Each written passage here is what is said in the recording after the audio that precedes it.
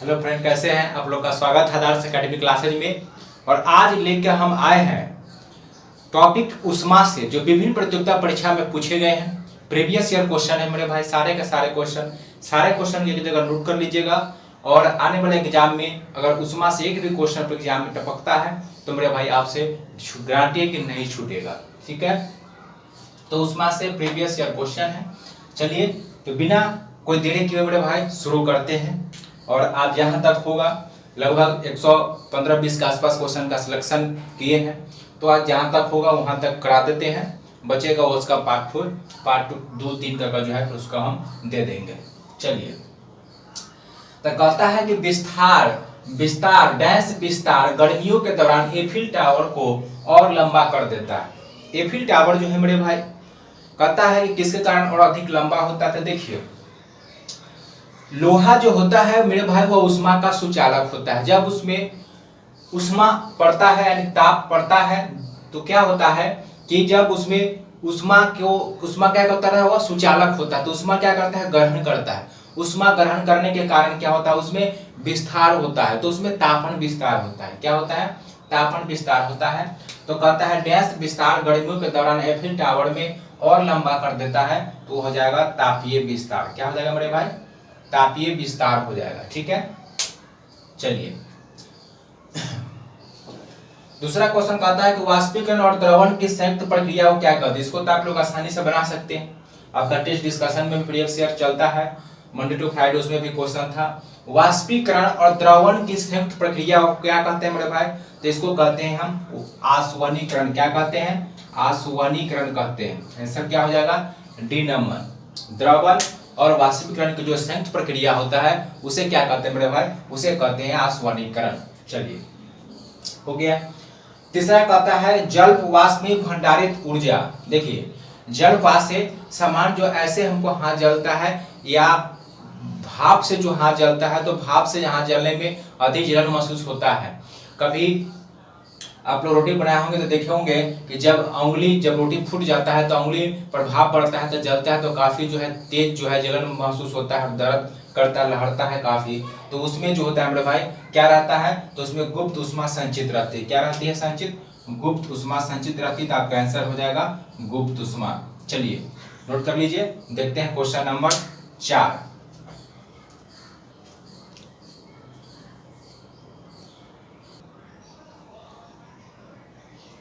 देखिए, मेरा चौथा क्वेश्चन क्या कहता है, पृथ्वी के सतह पर उष्मा का चरम स्रोत है। पृथ्वी सतह पर जो ऊर्जा पाया जाता है उसका परम स्रोत क्या है। पृथ्वी के सतह पर जो ऊर्जा पाया जाता है इसका परम स्रोत क्या है। देखिए, ऑप्शन कितना सारा कर दिया है। सौर ऊर्जा दिया है। सौर ऊर्जा जो है सूर्य से जो है प्राप्त होता है, नहीं होगा। विकिरण विधि द्वारा आता है। नाभिकीय ऊर्जा जो होता है किसी परमाणु कक्षा के अंदर नाभिक के दो परमाणु के बीच जो वहां पर जो बल लगता है वो नाभिकीय बल कहलाता है। और पृथ्वी के क्रस्ट का आंतरिक तापमान, तो इसका आंसर क्या हो जाएगा मेरे भाई, पृथ्वी के क्रस्ट का आंतरिक तापमान। क्या हो जाएगा, पृथ्वी के क्रस्ट का जो आंतरिक तापमान होता है वो काफी अधिक होता है। तो आंसर हो जाएगा पृथ्वी क्रस्ट का आंतरिक तापमान हो जाएगा। चलिए 5 में देखिए, कहता है कि बर्फ पानी में बदलता है। देखिए, बर्फ पानी में बदलता है। रासायनिक परिवर्तन वैसा परिवर्तन होता है जिसमें परिवर्तन के फलस्वरूप उसे पुनः जो है पहले जैसा प्राप्त नहीं किया जा सकता है। ठीक है, तो वह आता है रासायनिक परिवर्तन में। लेकिन यह कहता है कि भौतिक परिवर्तन मतलब वैसा परिवर्तन जिसे परिवर्तन हो जाने के बाद पुनः उसे पुरानी अवस्था में हम ला सकते हैं, वैसा परिवर्तन जो है भौतिक परिवर्तन कहलाता है। तो यहाँ पर हो जाएगा क्या, भौतिक परिवर्तन। बर्फ का पानी बनना, तो बर्फ पानी में बना है, पानी से फिर बर्फ बना सकते हैं, भौतिक परिवर्तन हुआ। लेकिन कागज को हम जला दिए, रासायनिक परिवर्तन, राख बन गया, उसको फिर हम कागज नहीं ला सकते हैं, बना सकते हैं, तो हो गया रासायनिक परिवर्तन। चलिए, तो बर्फ पानी में बदलना भौतिक परिवर्तन हो गया आपका। कहता है प्रेशर कुकर में। देखिए, प्रेशर कुकर में खाना जल्दी क्यों पकता है। देखिए, इससे रिलेटेड क्वेश्चन पूछता है कि पहाड़ों पर क्या होगा खाना पकाने में। पूछेगा कि शिमला पहाड़ पर खाना पकाने में समय लगेगा, तो वहाँ समय जो होता है समान समय की अपेक्षा मेरा भाई अधिक लगता है, क्योंकि ऊंचाई जाने पर जैसे ऊंचाई जाएंगे वायुमंडलीय दबाव क्या होता है, घट जाता है। वायुमंडलीय दबाव घटने के कारण क्वथनांक का जो क्वथनांक बिंदु होता है वह नीचे चला आता है। ठीक है, तो इसलिए जो है ऊंचाई वाला स्थानों पर अधिक समय लगता है, लेकिन पकता जल्दी क्यों है? तो जल का क्वथनांक जो अंदर का जो क्वथनांक होता है बड़े भाई वो क्या होता है? बढ़ जाता है। क्या होता है? बढ़ जाता है। अगर समुद्र तल पर बना यह मरियाना गर्त में ले चले जाए तो वहां जो होता है सबसे जल्दी खाना पक जाएगा। ठीक है, और ऐसे जल का क्वथनांक उसमें बढ़ जाता है, और ऊंचाई स्थान पर जाएंगे तो जल्दी नहीं पकेगा। तो नोट कर लीजिए। नेक्स्ट क्वेश्चन देखते हैं।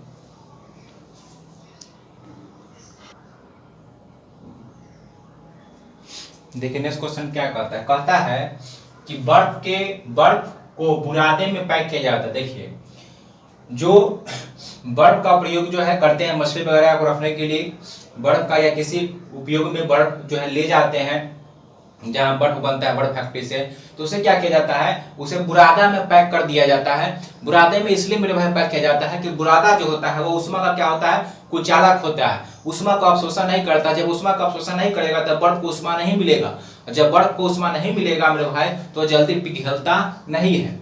तो क्यों किया जाता है? तो देखिए आसानी से पिघलने नहीं देता, ये भी ऑप्शन हो सकता है, लेकिन अगर यहाँ रहता कि उष्मा बुरादा उष्मा का कुचालक होता है, यहाँ नहीं रहता ऑप्शन, तब तो यहाँ क्यों रहा है बुरादा? यहाँ बुरादा कहने का मतलब उष्मा का कुचालक होता है, यानी कौन कुचालक होता है? बुरादा। कौन? बुरादा। बुरादा जो है मेरे भाई उष्मा का क्या होता है? कुचालक होता है। ठीक है, इसीलिए तो आपका आंसर हो जाएगा बी नंबर, उष्मा का क्या होता है? कुचालक होता है।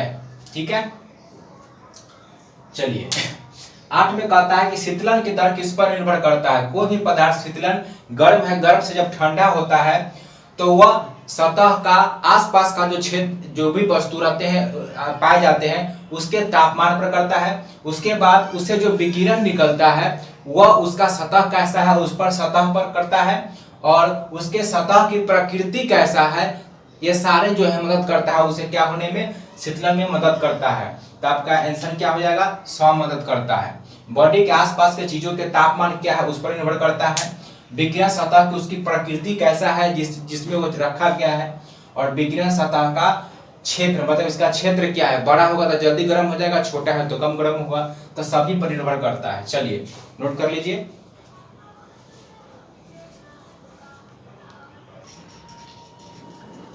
देखिए क्या कहता है?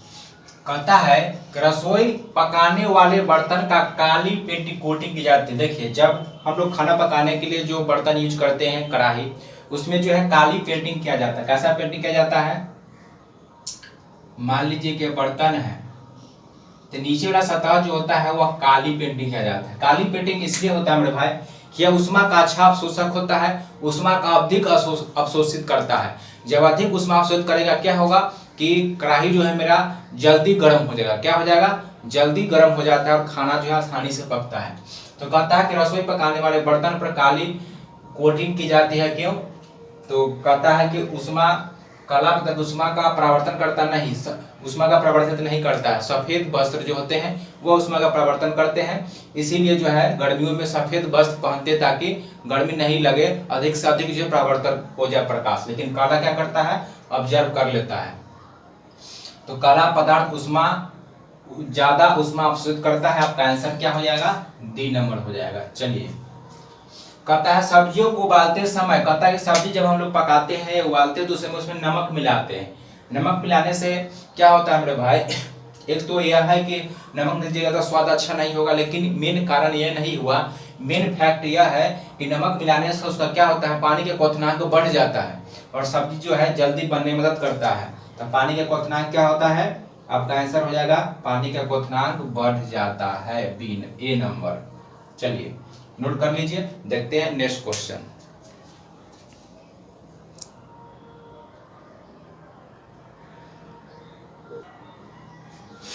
देखिए 12 नंबर कहता है कि गर्मी के दिनों में आप अपनी कार को एक खुले पार्क में जब हम पार्किंग करते हैं, कुछ देर के बाद जब जाते हैं कार में, जब उसका गेट खोलते पूरा शीशे लगा देते हैं तो क्या होता है? अंदर का हवा जो है गर्म हो जाता है। ऐसा इसलिए होता है कि उस पर जो है सौर प्रभाव पड़ता है। सूर्य से जो प्रकाश की किरणें आती है वह सौर प्रभाव के कारण क्या होता है? अंदर के वायु जो है क्या होता है मेरे भाई?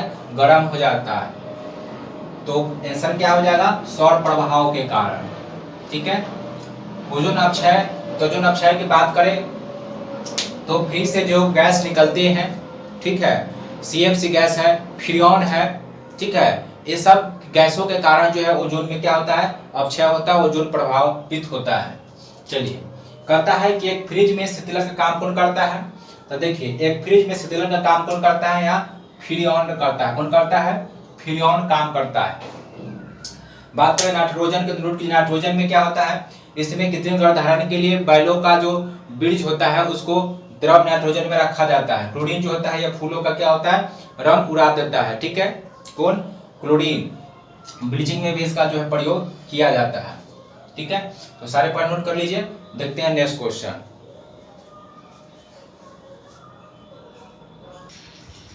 देखिए क्या कहता है 14 में। 14 में कहता है कि ताप का ऐसा मात्रा क्या होता है। देखिए ताप का ऐसे मात्रा की बात करें तो मेरे भाई क्या होगा, केल्विन होगा। क्या होगा, केल्विन होगा। वाट बात करें तो शक्ति का है।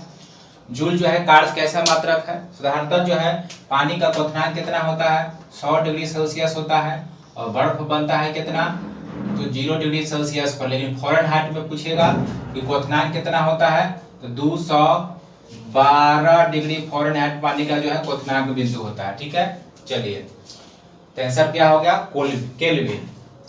कहता है ठोस से सीधे वाष्प में बदलने की प्रक्रिया। कहता है कि ठोस से सीधे वाष्प में बदल जाता है, मतलब द्रव नहीं बनेगा, सीधे वाष्प बदल जाता है। तो यह नमक होता है, नेपथलीन और कपूर, यह तीनों जो है ठोस से सीधे किसमें बदल जाता है, वाष्प बदल जाता है। नोट कर लीजिएगा। और यह कहलाता है उद्रपातन। कौन सा हो जाएगा, कपूर हो जाएगा, नेपथलीन हो जाएगा और नमक भी, तो यह उद्रपातन कहलाता है, ठीक है। आसंजन द्वारा जो है जल को जो है अलग करते हैं। जल अल्कोहल अगर मिल गया तो उसे आसंजन द्वारा अलग किया जाता है, पानी को शुद्ध किया जाता है।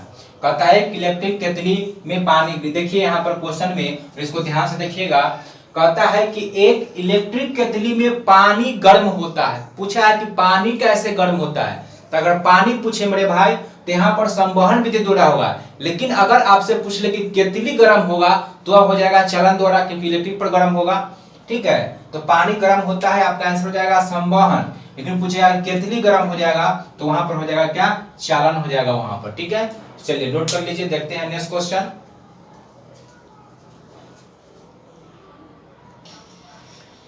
देखिए 17 में कहता है कि हवा संतृप्त होने पर, कहता है कि हवा जो है संतृप्त हो गया, ठीक है। संतृप्त हो गया कि मतलब इतना संतृप्त हो गया कि वह जो है वाष्प को ग्रहण करते करते जल वाष्प को पूरा संतृप्त हो गया है। तो वह जो है क्या करेगा, तो कहेगा कि डैश को नहीं रोक सकता।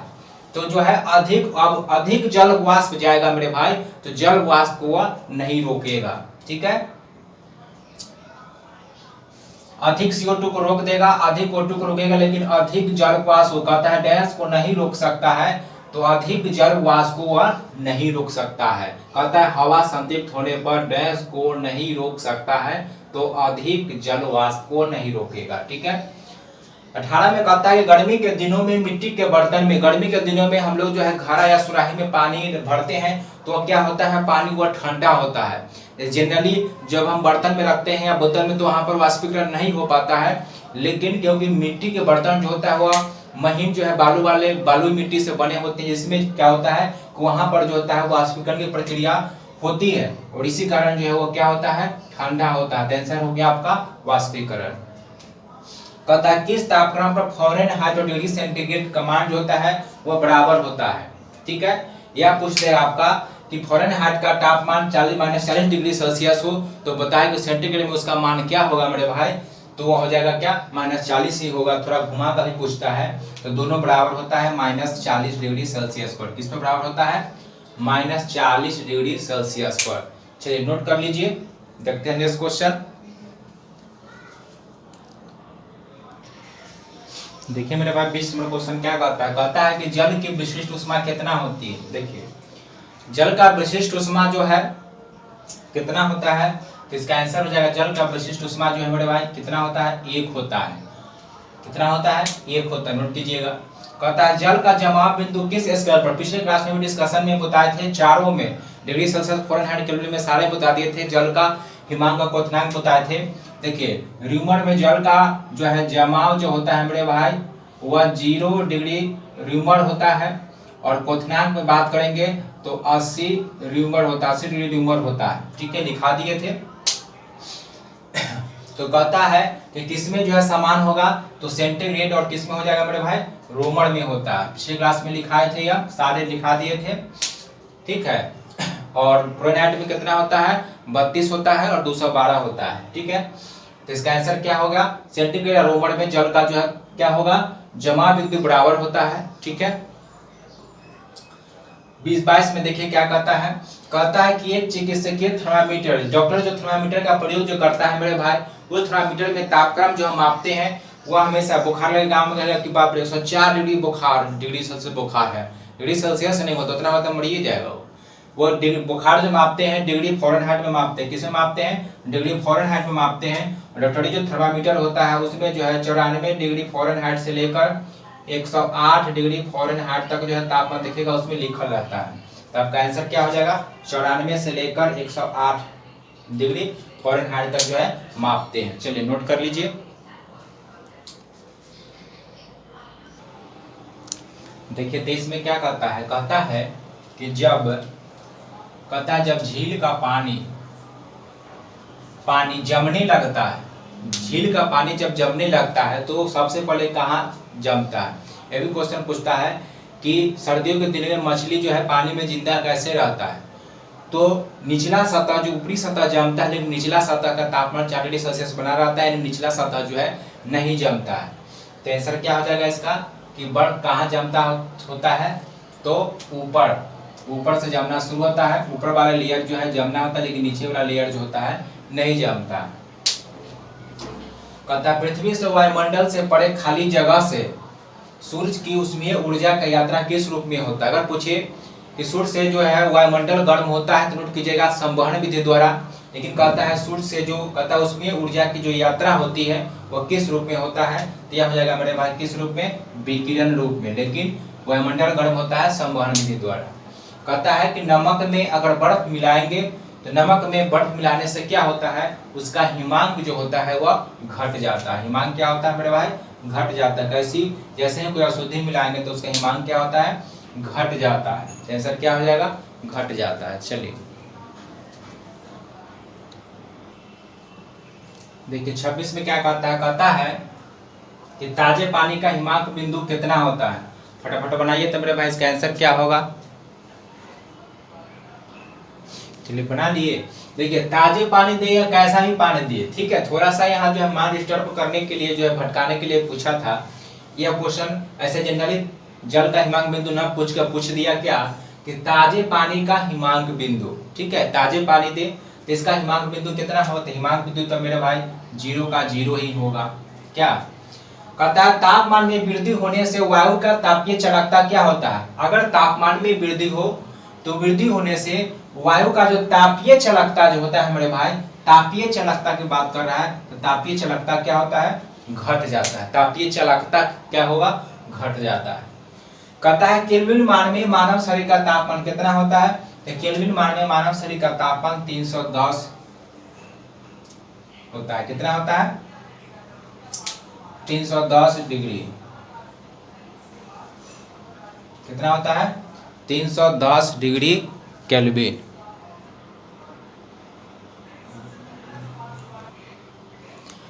केल्विन में पूछा मेरे भाई, यहाँ पर केवल डिग्री होगा, सेल्सियस नहीं, और केल्विन तो लिखाता नहीं है।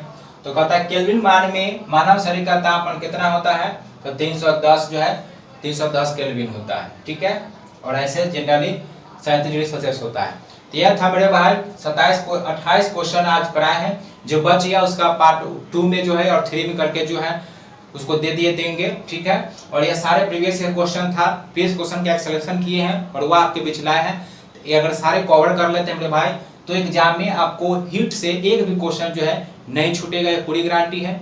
तो सारे पॉइंट को अच्छे से नोट कर लीजिएगा और अपने दोस्तों में भी जो है इसको शेयर कर दीजिएगा, ताकि वो लोग भी जो तैयारी कर रहे हैं वो अपना हिट से जो है क्या प्रीवियस क्वेश्चन लिख जगह उनका भी इकट्ठा हो जाएगा और उनका तैयारी भी अच्छा हो जाएगा। ठीक है, अगर वीडियो मेरे भाई अच्छा लगा हो तो लाइक और शेयर जरूर कीजिएगा। किसी प्रश्न में डाउट हो मेरे भाई तो कमेंट में जरूर बताइएगा। मिलते हैं कल करेंट अफेयर का धुआंधार डिस्कशन के साथ। धन्यवाद।